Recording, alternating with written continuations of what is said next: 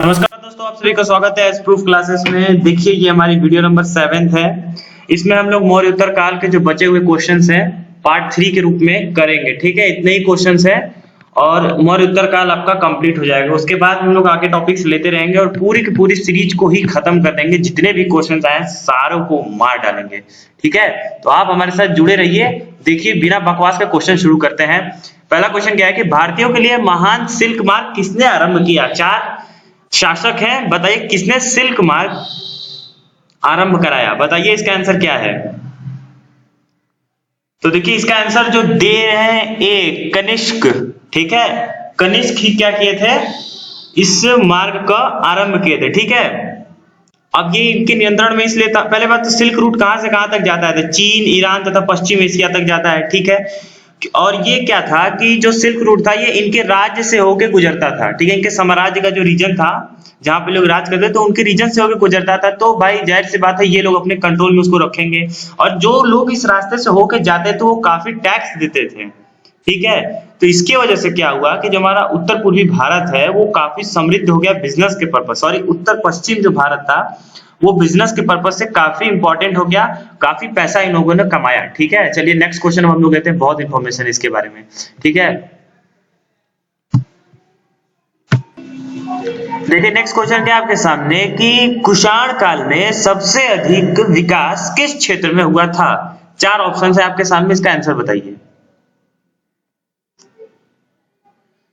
ठीक है, तो देखिए इसका आंसर जो बी दे रहे हैं बिल्कुल सही दे रहे हैं। कला के क्षेत्र में सबसे ज्यादा इसमें विकास हुआ था। और देखिए गांधार कला इसकी सर्वप्रथम सबसे पहले प्रकाश में आई थी। ठीक है, चलिए आंसर हम लोग आगे क्वेश्चन लेते हैं।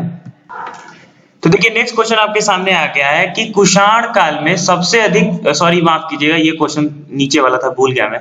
हाँ, तो क्वेश्चन क्या है कि अशोक द्वितीय को किस नाम से जाना जाता है? क्वेश्चन थोड़ा सा गलत है, इसको बना दीजिए आपको। ठीक है, अशोक द्वितीय को किस नाम से जाना जाता है, चलिए बताइए। तो देखिए इसका आंसर क्या है, जो दे रहे हैं सी, बिल्कुल सही दे रहे हैं, कनिष्क। अब देखिए कनिष्क क्यों, ये क्या है ना, अशोक द्वितीय उनकी एक उपमा है, कंपैरिजन किया जाता है अशोक से। क्यों? क्योंकि अशोक क्या थे, बुद्ध के अनुयायी थे और कनिष्क भी क्या थे, बुद्ध के अनुयायी थे। बुद्ध धर्म के लिए उन्होंने भी काफी काम किया था। ठीक है, प्रचार प्रसार के लिए उसके, इसीलिए उनको क्या बोला गया कि ये अशोक की ही तरह है, तो इनको अशोक द्वितीय का उपमा दिया गया। ठीक है, चलिए नेक्स्ट क्वेश्चन को लेते हैं आप। देखिए नेक्स्ट क्वेश्चन है आपके सामने। देखिए इस क्वेश्चन का आंसर आप वैसे भी दे सकते हैं अगर आप पुराना वीडियो देखे हैं तो। इसमें क्या है कि प्रशासन के क्षेत्र में चोल राजवंश का मुख्य योगदान है किस चीज में? 4 ऑप्शन में जो सबसे ठीक लगता है वो बताइए। ठीक है, तो आपको पता है कि जो चोल राजा थे, जो चोल राजवंश था, उन्होंने क्या किया था कि सबसे बड़ा काम ये किया था कि ग्रामीण स्तर पर शक्ति प्रदान की थी। ठीक है, एकदम बेसिक लेवल पे, रूट लेवल पे। तो इसका आंसर सबसे अप्रोप्रिएट हो जाता है आंसर डी, एक संगठित स्थानीय स्वशासन में। ठीक है, चलिए नेक्स्ट क्वेश्चन लेते हैं हम लोग। देखिए नेक्स्ट क्वेश्चन आपके सामने आ गया दोस्तों, पांडवों की का राजनीतिक एवं सांस्कृतिक केंद्र था। इसका आंसर क्या है बताइए। देखिए इसका आंसर जो दे रहे हैं बी दे रहे हैं, जो बिल्कुल सही दे रहे हैं, मदुरई।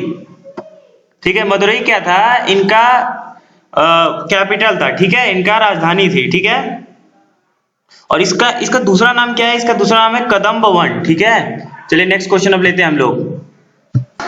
देखिए नेक्स्ट क्वेश्चन आपके सामने आ गया है कि किस गुप्त शासक ने आक्रमणकारी हुड़ों से अपने साम्राज्य की सफल पूर्वक रक्षा की थी?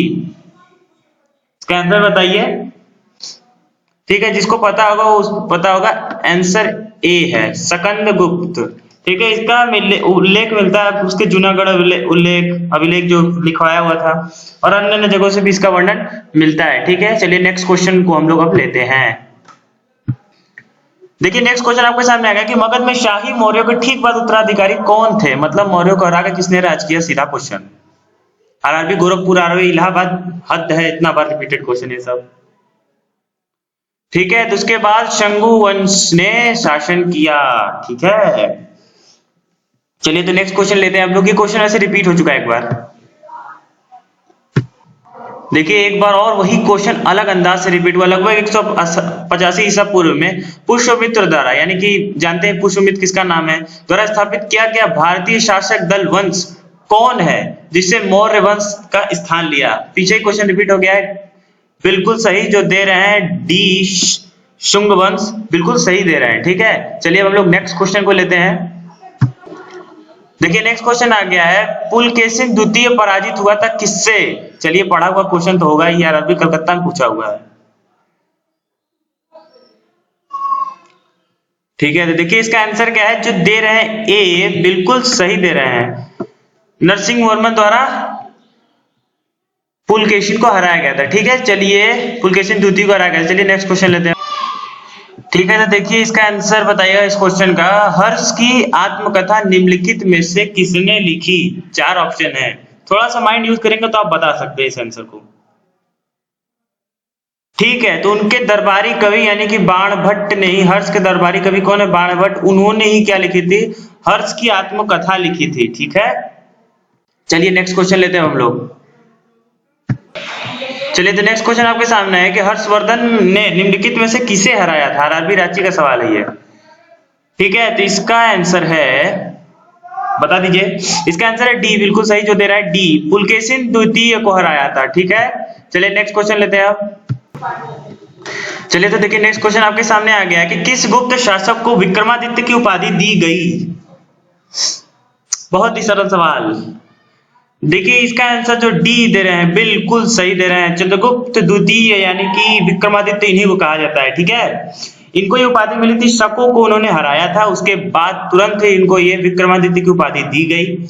इसके खुशी में उन्होंने चांदी के सिक्के जारी किए। उनके कुछ अन्य नाम है विक्रमांक, विक्रमादित्य तथा परम भगवती। ठीक है, इतना इंफॉर्मेशन बहुत है क्वेश्चन के लिए। चलिए आगे बढ़ते हैं, अब नेक्स्ट क्वेश्चन को लेते हैं। देखिए नेक्स्ट क्वेश्चन आ गया आपके सामने कि हर्षवर्धन के राज्यकाल में एक बड़ा बौद्ध मठ कहां पर स्थित था? आंसर बताइए, पढ़े होंगे तो पता होगा। आरआरबी जम्मू। देखिए डी, नालंदा में स्थित था। जो बौद्ध मठ एक बड़ा सा था, उस टाइम बनवाया गया था हर्षवर्धन के काल में, जो था वो नालंदा में स्थित था। ठीक है, चलिए बताइए इसका आंसर कौन सा सही है, निम्नलिखित युगों में कौन सा सही है? 4 ऑप्शन है, देखिए कवियों का नाम है और उनके राजाओं का, जो अप्रोप्रिएट है उसको बताइए। ठीक है, तो आपको पता होगा कि आंसर बी जो दे रहे बिल्कुल सही दे रहे, बाणभट्ट और हर्षवर्धन। हर्षवर्धन के दरबारी कवि कौन थे? बाणभट्ट थे। हर्षचरित का रचना भी इन्होंने ही किया था।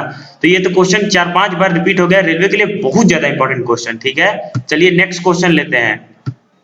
देखिए नेक्स्ट क्वेश्चन क्या आपके सामने है कि बंगाल के पाल वंश का संस्थापक कौन था? 4 ऑप्शन है, बता दिए। ठीक है, तो जो बी दे रहे हैं बी, गोपाल, बिल्कुल सही दे रहे हैं। देखिए 2 बार क्वेश्चन ये रिपीट हुआ है, 2007, 2001, हर लगभग 3 या 4 साल, 2 साल के अंतर पर क्वेश्चन रिपीट होते रहते हैं। तो आप इस सीरीज को हल्के में मत लीजिए, कोशिश करिए कि सारे क्वेश्चंस को लीजिए, दीजिए। ठीक है, चलिए नेक्स्ट क्वेश्चन लेते हैं अब। देखिए सरल सवाल एक ऑप्शन आपके सामने आ गया, रणवीर भोपाल में पूछा गया है, लेकिन सारनाथ का लॉ एंड कैपिटल किस शासक से संबंधित है? 4 ऑप्शन है, बता दीजिए। बिल्कुल सही, जो बी बता रहे हैं बिल्कुल सही जवाब दे रहे हैं, अशोक। जिनके जिनके मन में आया बिल्कुल सही, अशोक के काल में ही अशोक ने इसका निर्माण करवाया था। चलिए अब नेक्स्ट क्वेश्चन को लेते हैं। नेक्स्ट क्वेश्चन आपके सामने है कि कलिंग प्रदेश के महान शासक हुए? 4 ऑप्शन बताइए कौन हुए इनमें से कलिंग प्रदेश के? पढ़े होंगे तो पता होगा आंसर इसका, जो बी दे रहे हैं खारवेल, बिल्कुल सही दे रहे हैं। ठीक है, चलिए अब नेक्स्ट क्वेश्चन को लेते हैं।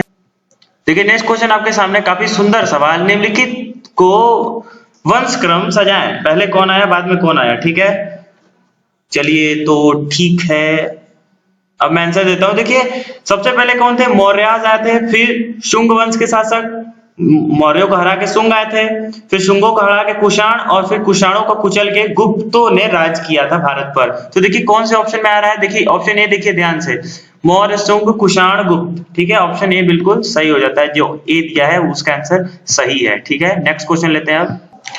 देखिए नेक्स्ट क्वेश्चन क्या है कि गौतमी पुत्र शातकर्णी किस वंश का शासक था? 4 ऑप्शन है, इसका आंसर बताइए। ठीक है, तो इसका आंसर जो दे रहा है सातवाहन वंश, जिन्होंने सिक्के चलाए थे किसके? मिरर के, सॉरी मिरर बोला हूं, ग्लास के। ठीक है, ग्लास के सिक्के इन्होंने चलाए थे। ठीक है, और यही क्या है, इसका आंसर सही है। ठीक है, चलिए अब आगे बढ़ते हैं हम लोग, नेक्स्ट क्वेश्चन लेते हैं। देखिए दुर्भाग्य से अभी मैंने ऊपर बोला और ये क्वेश्चन आ गया, सातवाहनों ने अधिकतर सिक्के किस धातु के मिले हैं अधिकतर, ठीक है, अधिकतर पूछा है, ठीक है, ये क्वेश्चन पे ध्यान दीजिएगा थोड़ा, ठीक है। तो बी, शीशे के सिक्के चलाए थे, मैंने ऊपर ही बताया आपको, ठीक है, चलाया बहुत कुछ लेकिन अधिकतर पूछा है, ठीक है। चलिए आगे बढ़ते हैं। देखिए नेक्स्ट क्वेश्चन आपके सामने आ गया कि चालुक्यों ने अपना साम्राज्य कहाँ स्थापित किया था, बताइए। क्वेश्चन सेलेक्ट हो गया यार, ये वेट करिए थोड़ा सा, पॉज करता हूं। चलिए जवाब दीजिए इसका, ठीक है। तो इसका आंसर क्या है, दक्षिण में उन्होंने अपना साम्राज्य स्थापित किया था। चलिए नेक्स्ट क्वेश्चन हम लोग लेते हैं। देखिए आंसर दीजिए इसका, ये क्वेश्चन है आपके सामने, ये रहा, निम्नलिखित में से कौन सा नौसैनिक शक्ति था, किसके पास नेवी वाली पावर थी, ठीक है। तो इसका आंसर क्या है, इसका आंसर है सी, चोल वंश, ठीक है। चोल वंश क्या थे, सदर्न साइड में, भारत के दक्षिण भारत की तरफ ये साम्राज्य पड़ता था और एक बहुत शक्तिशाली साम्राज्य था। इसकी नौसेना शक्ति इतनी प्रबल थी जिसकी सहायता से उन्होंने जावा, सुमित्रा, मालदीव, श्रीलंका, इन सभी राज्यों पर विजय भी प्राप्त की थी, ठीक है। चलिए नेक्स्ट क्वेश्चन लेते हैं हम लोग। चलिए तो आंसर दीजिएगा इसका कि कालिदास थे किसके काल में थे, बता दीजिए, ठीक है। तो आपको पता है बहुत ही फेमस क्वेश्चन भी ये डी है, ठीक है, गुप्त काल के कवि थे, आरआरबी जम्मू में पूछा गया सवाल है, ठीक है। तो ये देखिए इसमें भी आपका हम लोगों ने 21 क्वेश्चन कराए हैं टोटल, ठीक है। इस तरह से आपके टोटल 67 क्वेश्चन हमने आपको करा दिए मौर्य उत्तर काल से, इसके बाहर क्वेश्चन अब नहीं है, जितने भी आए हैं सब करा दिए, ठीक है। आपको देखिए दोस्तों इस बात की गहराई को समझना होगा कि एक क्वेश्चन जो आ रहा है वो एक बार नहीं आ रहा है, वो कम से कम 2 बार रिपीट हो रहा है, ठीक है, 3 बार, कई क्वेश्चन तो 5-5 बार तक रिपीट हुए हैं। तो आपको इस इंटेंसिटी से बात को समझना होगा कि ये सीरीज क्यों चल रही है। कई लोग इसको हल्के में ले रहे हैं, लेकिन यकीन मानिए अगर आप इसके साथ लग के इसकी पूरी वीडियोस को, अगर आधी वीडियोस को भी देखते तो क्या पता उसमें से फंस जाए, और पूरी देखते तो आप श्योर होके जाएंगे कि कुछ ना कुछ तो आपको इस एग्जाम में मिलेगा ही मिलेगा, क्योंकि रेलवे अपने पैटर्न को रिपीट करता है। क्वेश्चंस लगाने से आपको इस बात का समझ आएगा कि मतलब क्वेश्चन किस लेवल के टच कर रहे हैं, क्या पता उस सर्कल के बाहर आप पढ़ रहे हैं। समझ रहे हैं आप मेरी बात, ठीक है। तो उम्मीद करूंगा कि आप लोग समझदार तो हैं ही, इतने तो नहीं, आप इतने मेहनत से पढ़ रहे हैं तो आप सब कुछ समझते हैं, ठीक है। तो चलिए, अगर आपको हमारी मेहनत अच्छी लगती है अपना आशीर्वाद बनाइए, चैनल सब्सक्राइब करिए, और एक बार फिर कहूंगा कि बेस्ट ऑफ लक, इस बार आरआरबी एनटीपीसी और ग्रुप डी को फाड़ दीजिए। चलिए धन्यवाद।